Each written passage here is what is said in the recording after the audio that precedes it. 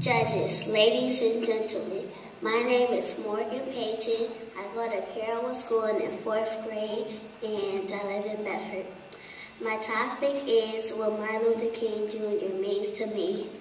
Martin Luther King Jr. was a great man. He stopped segregation for the world so we can all have equal rights. Martin Luther King Jr. made his famous I Have a Dream speech. In that speech, he wished to see the days when boys and girls of different races would play and go to school together. I can't imagine not being friends with Madison. She is white and lives on my street.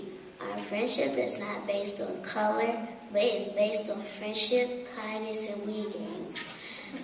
We are all different shades, but similar. Martin Luther King Jr. led the way in allowing the world to improve race relations. My grandmother had met Martin Luther King Jr. because someone did not like the way he was preaching about equal rights. He was stabbed in New York.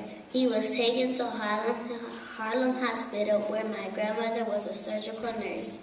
My grandmother helped him get better. Martin Luther King Jr. is not just a part of my history, but everyone's history.